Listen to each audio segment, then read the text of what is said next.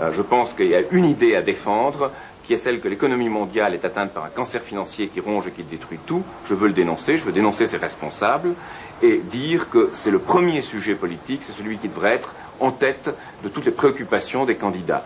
Jacques Cheminade, 54 ans, énarque et ancien haut fonctionnaire à l'économie, défie toutes les lois de la politique et trouble le jeu classique droite-gauche des 8 autres candidats. Je ne me situe pas par rapport à eux, heureusement. Je me situe en essayant d'illuminer le bocal dans lequel ils nagent et en montrant qu'ils sont dans un bocal dans lequel moi je ne suis pas. Nous vivons dans un monde de spéculation insensée sur les produits dérivés, où on peut miser jusqu'à 100 fois ce qu'on a. 20 fois, 10 fois d'habitude, mais jusqu'à 100 fois. Le trafic de drogue, qui est une partie intégrante du système financier et monétaire international aujourd'hui, avec le blanchiment de l'argent. Et puis l'immobilier, comme on sait ici avec le Crédit Lyonnais. Tout cela forme une bulle financière qui s'enfle, et qui détruit tout, et qui a pour contrepartie une idéologie dans le domaine culturel du court terme, de l'immédiat.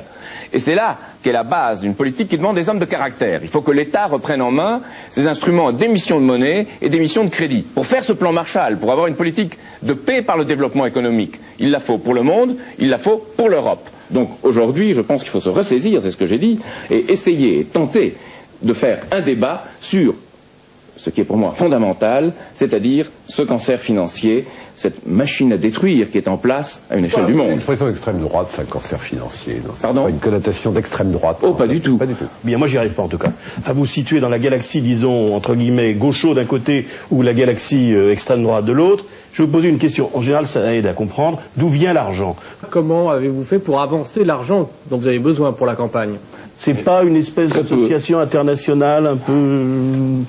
Vous êtes quoi? Vous êtes de droite, on vous dit d'extrême droite, on vous dit antisémite, on vous dit... Est-ce que vous êtes l'ami de Saddam Hussein, le président irakien? D'où vient cet argent sur les revues, sur les journaux? Je vois que c'est la question qui vous intéresse et pas celle des idées. D'abord, je ne suis pas l'extrême droite, en rien. Moi, les idéologies du sol, du sang et de la race, c'est ce qui me répugne. Et si je suis contre ce monde financier, c'est parce qu'il exclut, il détruit la production et le travail et engendre, par réaction, ou parce que lui-même tente d'utiliser ces mouvements, il provoque des réactions d'idéologie de sol, de sang et de race. Un peu comme dans les années 30. Les années 30, sans la crise de 29, il n'y a pas la montée au pouvoir d'Hitler. Programme farfelu d'un candidat qui se laisse aller à la prophétie d'une désintégration financière. Je pense que les autres riront moins quand ils verront, peut-être cette fois, peut-être bientôt, en tout cas très vite, qu'une crise financière, qu'un krach financier international, une désintégration du système financier et monétaire se produira. J'aurais été celui qui l'a dit, et à ce moment-là, je pense qu'on me regardera d'une autre manière, avec une autorité certaine. 15 ans plus tôt, Jacques Cheminade avait quitté la haute fonction publique pour combattre l'oligarchie financière et changer le monde. Les gens du système pensaient qu'il était fou et qu'il n'arriverait à rien. Le 17 mars 1995, quand il débarque au Conseil constitutionnel avec le mandat de 500 maires pour mobiliser les Français contre la finance folle, pour les élites françaises, c'est la stupeur. Il s'agit dès lors d'empêcher à tout prix le peuple d'entendre son message.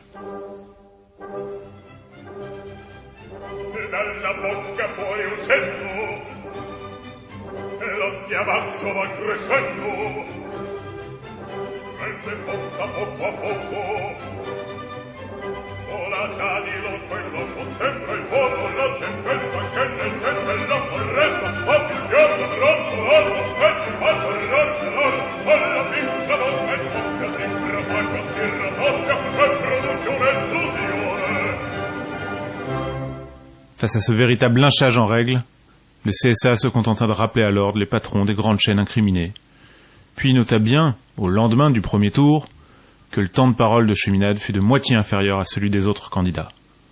La Commission nationale de contrôle de la campagne fut même contrainte de reconnaître que le traitement équilibré de sa candidature ne fut pas respecté. Et je crois que ce système tente de se venger. Quand on tire la moustache du tigre, il tente de vous tuer. Et c'était bien l'intention du Conseil constitutionnel. 6 mois après l'élection, les sages de la rue Montpensier invalidèrent les comptes de campagne de Jacques Cheminade, le mettant de fait en situation de faillite, puisque lui refusant le remboursement de ses frais de campagne, soit 4,7 millions de francs. Autorité suprême, le jugement du Conseil ne pouvait, à l'époque, être remis en question par aucune procédure ni instance. Cette décision fut prise dans le secret des salons du Palais Royal, puisqu'aucun des griefs retenus contre Cheminade ne fut porté à sa connaissance, qu'il ne fut pas entendu et qu'il ne fut pas autorisé à se défendre. Ne trouvant rien à redire des dépenses ni même des recettes du plus petit budget de l'élection, le Conseil inventa carrément un motif pour lui refuser le remboursement. Il lui reprocha l'absence de taux d'intérêt sur une majeure partie des prêts qui ont financé sa campagne.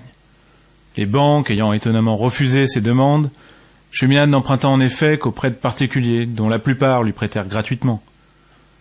Les articles 1902 et 1905 du Code civil stipulent bien qu'un prêt ne se caractérise que par l'engagement à rendre à l'égal. Et la Commission nationale des comptes de campagne elle-même estime que pour éviter toute ambiguïté, le prêt politique doit être à taux d'intérêt nul. C'est pourtant sur cette base que le Conseil a rejeté les comptes de Cheminade, décrétant que l'absence de stipulation d'intérêt a constitué un avantage au profit du candidat. L'argument apparaît juridiquement et politiquement étonnant, surtout en tenant compte du fait qu'au moins 2 autres candidats parmi les plus importants ont de toute évidence dépassé les plafonds autorisés, pour des sommes au moins 10 à 30 fois plus importantes, sans qu'il leur en fût fait grief.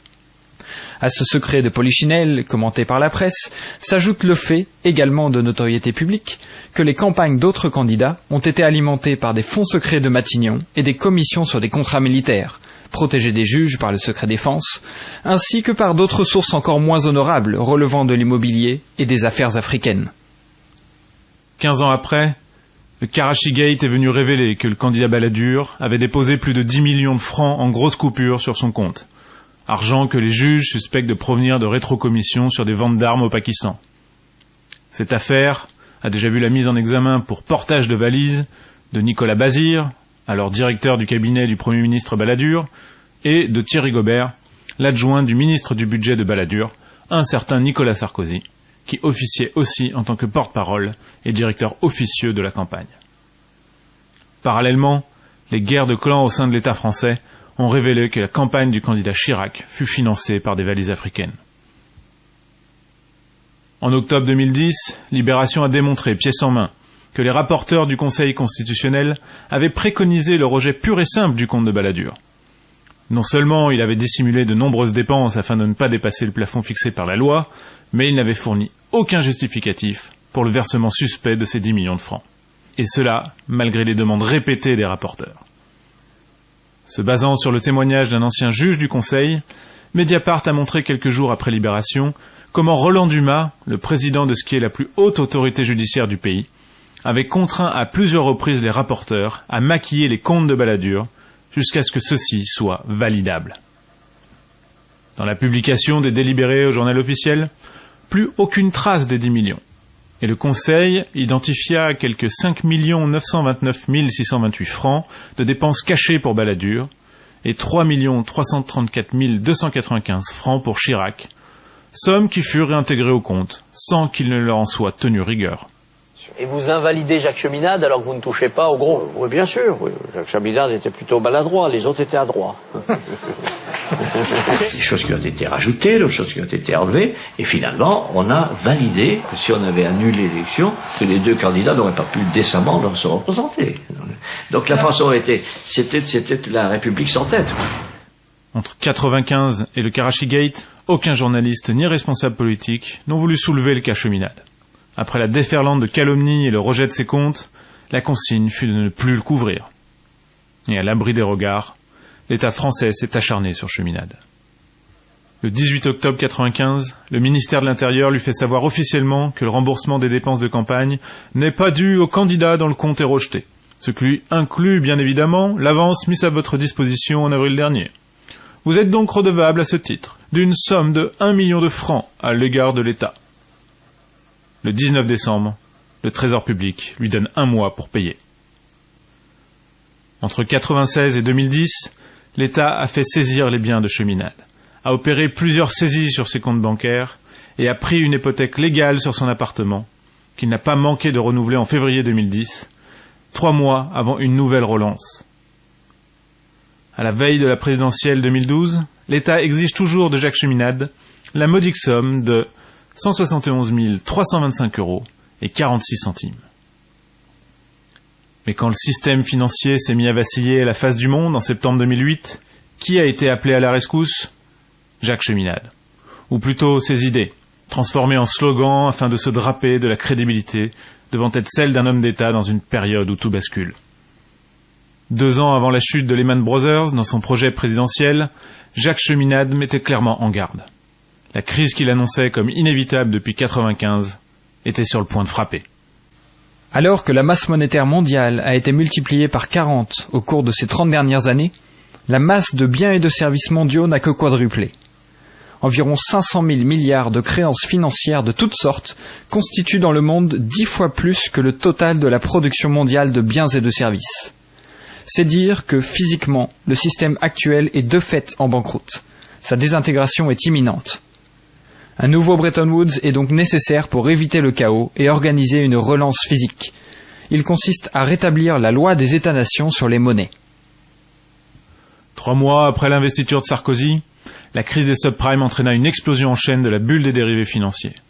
Et lorsque le système bancaire international arriva pour la première fois au bord du gouffre, sa politique de nouveau Bretton Woods qu'il poussait depuis 1997 fut soudainement reprise. Premièrement, il faut convoquer une conférence financière et monétaire, un nouveau Bretton Woods, permettant une stabilité des parités, la coordination des politiques monétaires et la régulation du système financier.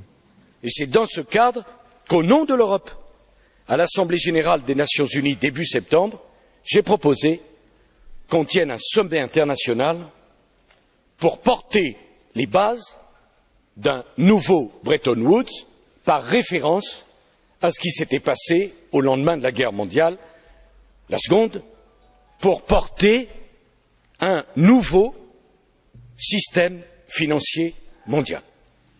Mais ce ne furent que des mots pour eux, autant que pour tous ceux qui crient aujourd'hui Glass-Steagall pour séparer les banques en deux.